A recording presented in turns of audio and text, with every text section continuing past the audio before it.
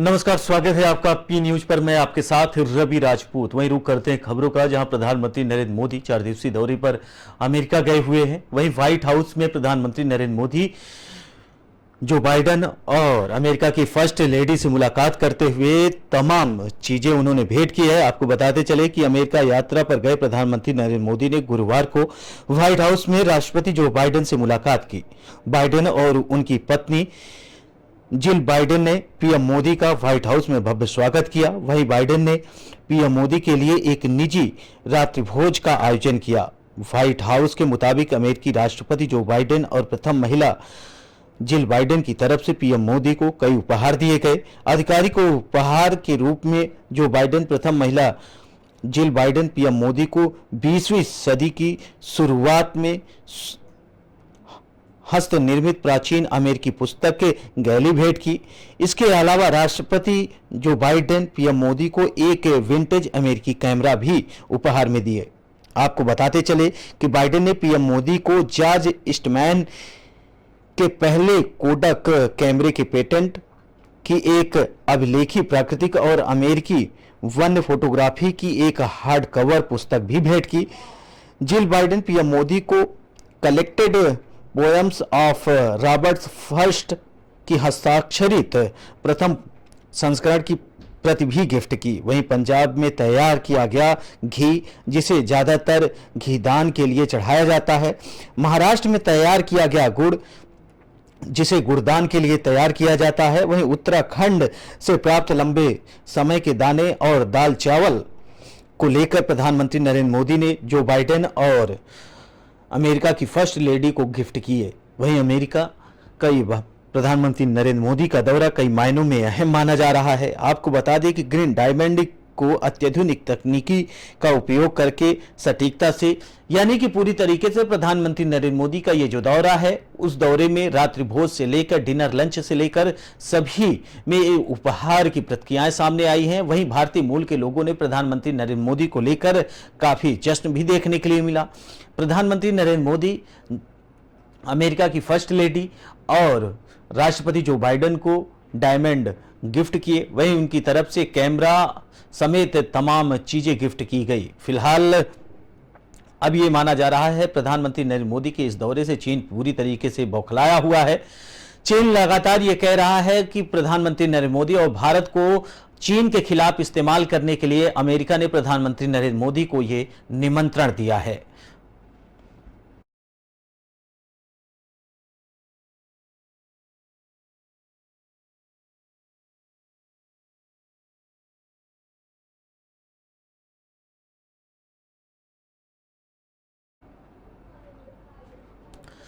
बढ़ते हैं अगली खबर की ओर, जहां लोकसभा चुनाव से पहले पूरा विपक्ष एक होने की तैयारी कर रहा है।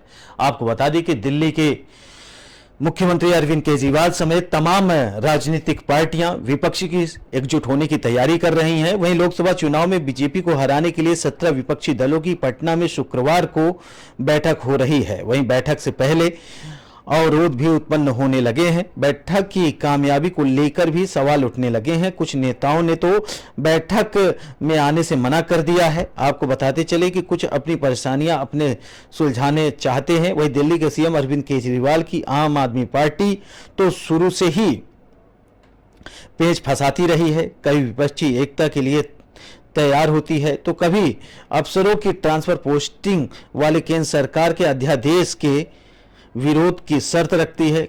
वहीं कांग्रेस भी उन्हीं के अंदाज में व्यवहार कर रही है। अध्यादेश पर साथ देने से कांग्रेस ने मना कर दिया है। आपको बता दें कि बैठक के 2 दिन पहले केजरीवाल ने विपक्षी दलों को पत्र लिखा और राज्यसभा में अध्यादेश के विरुद्ध में विपक्ष के साथ दें महज आदरणीय संबोधन से पत्र शुरू हुए। उसमें केजरीवाल ने लिखा है कि अपने केंद्र सरकार के अध्यादेश के खिलाफ साथ देने का निर्णय लिया गया है। वहीं इसलिए आपका तहे दिल से शुक्रिया करता हूं। इस विषय की तह से जानकर अध्ययन किया जाए। केजरीवाल सरकार पूरी तरीके से इस विपक्षी एकता को एकजुट करने के पहले ही अपनी शर्त मनवाने के चांस में है। केजरीवाल सरकार का यह मानना है कि केंद्र के अध्यादेश के खिलाफ तमाम विपक्ष की जो राज्यसभा में सांसद हैं वो एकजुट हों और आम आदमी पार्टी का समर्थन करें, लेकिन उसके पहले भी कांग्रेस ने साफ कर दिया है कि केजरीवाल का समर्थन नहीं करेंगे। अब इसको लेकर 23 तारीख यानी कि 23 जून को बिहार के पटना में महागठबंधन की रैली है, जिसमें तमाम राजनीतिक पार्टियां जेडीयू, आरजेडी और Samajwadi party, Bahujan Samaj party, Congress, TMC, Mehbooba Mufti, तमाम बड़े नेता जो हैं वो एक मंच पर देखने वाले हैं। लेकिन सवाल यह है कि ऐसे में अगर एक दूसरे पर आरोप प्रत्यारोप, एक दूसरे के स्वार्थ के चिन्ह के, क्या विपक्ष एकजुट हो पाएगा? 2024 के पहले जो राजनीतिक गलियारों में हलचल मची है, क्या विपक्ष एकजुट हो पाएगा? फिलहाल ये अभी सवाल बना हुआ है।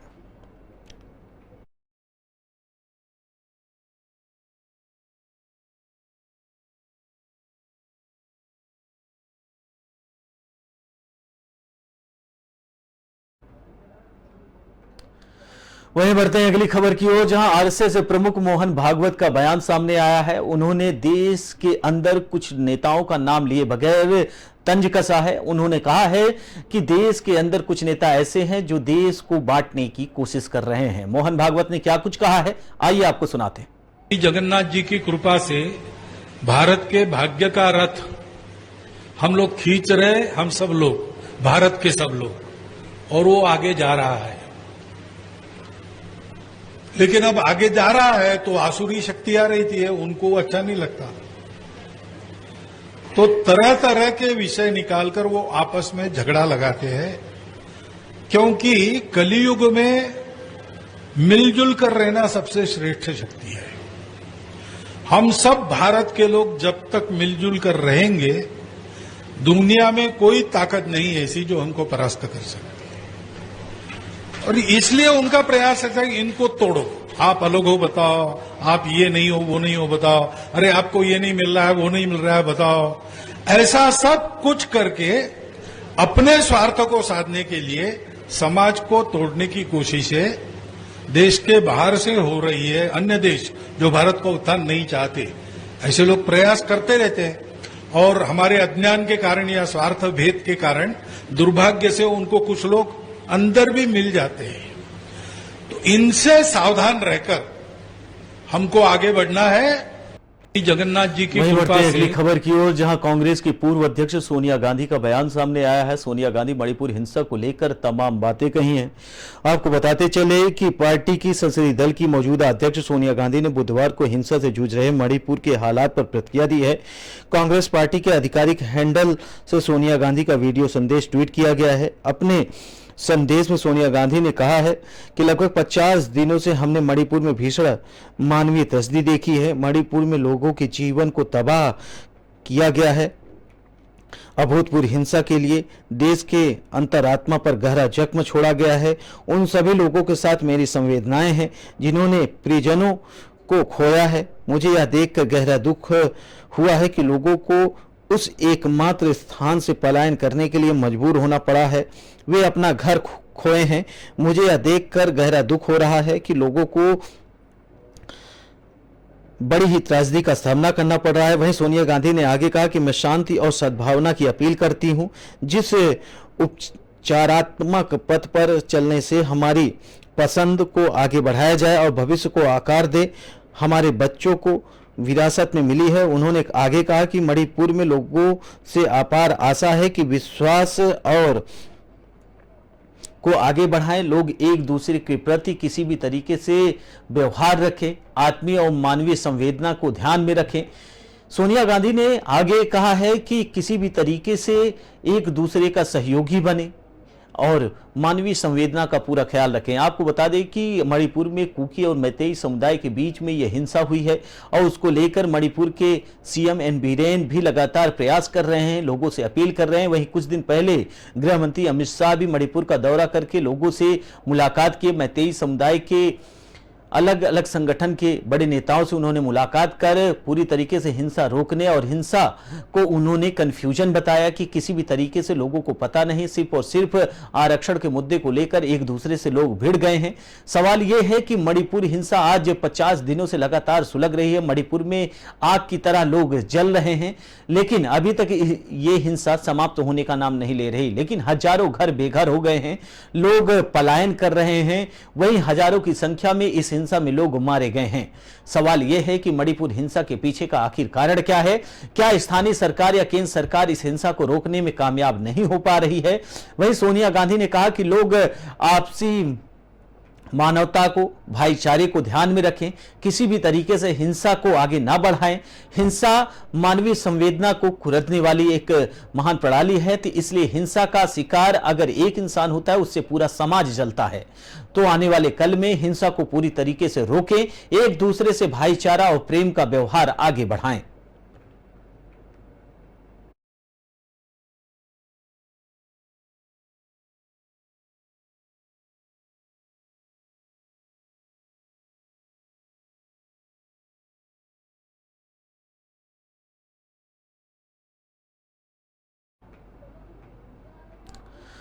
बढ़ते हैं अगली खबर की ओर, जहां केदारनाथ मंदिर के स्वर्ण गृह को लेकर एक नया विवाद सामने आ गया है। लगातार आपको बता दें कि मंडित गर्भगृह को लेकर एक नया विवाद खड़ा हो गया है। इस मामले में हरीश रावत ने मांग की है कि केदारनाथ मंदिर के सोने की पीतल बन जाने की एसआईटी जांच को हो या पिछले साल दानी दाता के सहयोग से बद्री केदारनाथ मंदिर समिति के सोने की परत जटित प्लेट बनवाई गई थी, जो कि इस सीजन के शुरू होने से पहले काम पूरा किया गया। लेकिन इस काम में इस्तेमाल हुए सोने की परत जटित प्लेटों पर केदारनाथ के एक तीर्थ पुरोहित ने सवाल खड़े कर दिए हैं। चार धाम महापंचायत के उपाध्यक्ष केदारनाथ के तीर्थ पुरोहित आचार्य संतोष त्रिवेदी का एक वीडियो सोशल मीडिया पर वायरल हो रहा है, जिसमें उन्होंने आरोप लगाया है कि केदारनाथ मंदिर के गर्भगृह में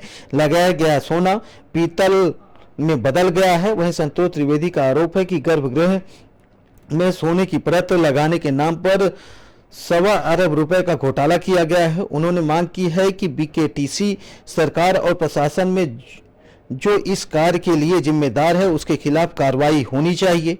उन्होंने ये भी आरोप लगाए हैं कि तीर्थ पुरोहित सोना लगाने का विरोध कर रहे थे, बावजूद जबरन यह कार्य किया गया। बीकेटीसी ने सोना लगाने से पहले इसकी जांच क्यों नहीं कराई?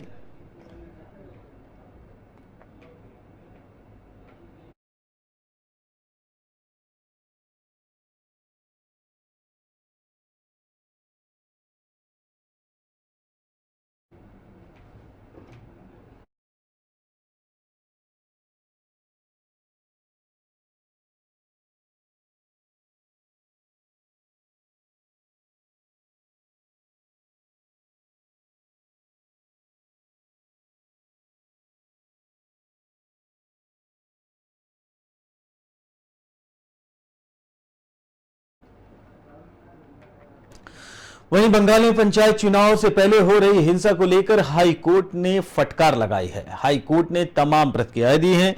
आपको बता दें कि बंगाल में पंचायत चुनाव से पहले हो रही हिंसा के बीच कलकत्ता हाई कोर्ट ने बड़ा आदेश दिया है। हाई कोर्ट ने इस हिंसाओं की सीबीआई जांच का आदेश दिया है। इससे पहले सुप्रीम कोर्ट से पश्चिम बंगाल की मुख्यमंत्री ममता बनर्जी सरकार को झटका लगा है। सर्वोच्च अदालत ने भी माना है कि प्रदेश में होने वाले पंचायत चुनाव में हिंसा रोकना जरूरी है और इसके लिए केंद्रीय बलों की नियुक्ति की जा सकती है।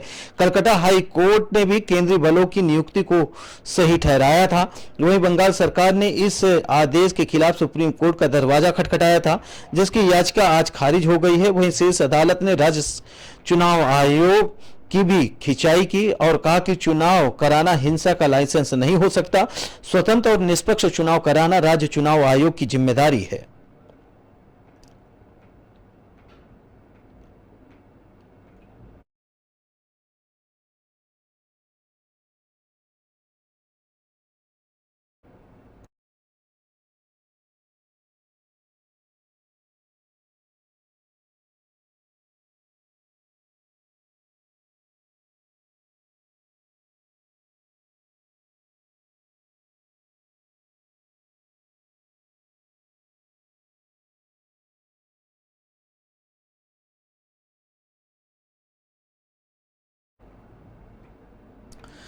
वहीं कांग्रेस नेता अजय कुमार ने पीएम मोदी पर आरोप लगाए। उन्होंने कहा मणिपुर हिंसा को लेकर वो पीएम मोदी से मिलना चाहते थे, लेकिन पीएम मोदी के पास टाइम नहीं है। वहीं मनोज मुंतशिर बिना अपॉइंटमेंट लिए पीएम मोदी से मिल सकते हैं। फिलहाल आगे उन्होंने क्या कुछ कहा है वो भी सुनाते हैं। 10 जून से मणिपुर के जितने भी वरिष्ठ नेतागण हैं, सिविल सोसाइटीज के लीडर्स हैं, पॉलिटिकल लीडर्स हैं, और सिर्फ हमारे नहीं, भारतीय जनता पार्टी के प्रधानमंत्री जी से मिलने के अपॉइंटमेंट के लिए कोशिश कर रहे हैं। नरेंद्र मोदी जी से मिलने के लिए 10 जून से जितने भी मंच पर उपस्थित लोग हैं, उसके अलावा उनके चीफ मिनिस्टर, उनके स्पीकर सत्यव्रता जी, सभी मंत्रीगण, सभी लोग जो है ये कोशिश में कि प्रधानमंत्री जी उनको अपॉइंटमेंट दे। लेकिन एक व्यक्ति बिना अपॉइंटमेंट का, मनोज शुक्ला, जो वर्तमान में एक पिक्चर बनी है उस पर काफी फिलहाल इस बुलेटिन में हमारे साथ इतना ही। बाकी देश दुनिया की तमाम बड़ी खबरों से जुड़ने के लिए देखते रहिए पी न्यूज। नमस्कार।